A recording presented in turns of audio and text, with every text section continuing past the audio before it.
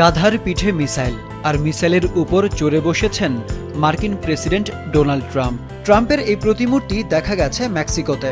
পহেলা মেতে বিশ্ব শ্রমিক দিবসে গাধার কঠোর পরিশ্রমকে সম্মান জানাতেই আয়োজিত হয়েছিল এই আয়োজন।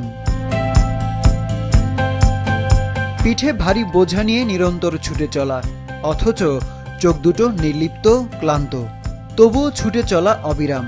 এত সব পরিশ্রমের পরেও সবচেয়ে অবহেলিত প্রাণীর নামটি গাধা। মজার ছলে নির্বোধ ও বোকা মানুষের সাথে অনেকেই তুলনা করেন গাধার, অথচ মানুষের সাথেই সবচেয়ে বেশি সখ্যতা এই প্রাণীটির। হাড়ভাঙা খাটুনির পরেও গাধার অবদানের যখন কোনো স্বীকৃতি নেই, তখন এই প্রাণীটিকে নতুনভাবে আবিষ্কার করেন প্রাণীবিজ্ঞানী আর্ক রাজিক।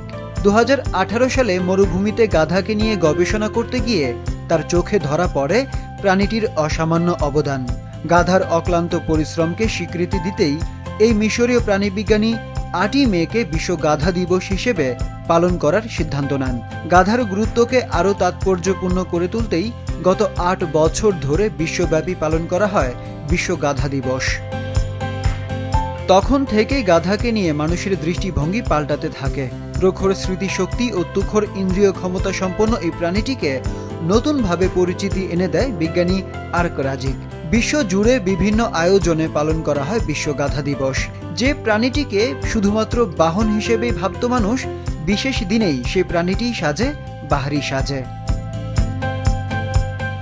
গবেষণা করতে গিয়ে প্রাণীবিজ্ঞানীরা আবিষ্কার করেন গৃহপালিত এই প্রাণীটির মধ্যে আবেগ অনুভূতিও প্রকট।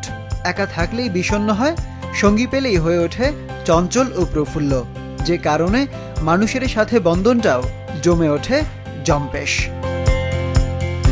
আরিফ উদ্দিন নবীন, মাছরাঙা, নিউজ ডেস্ক।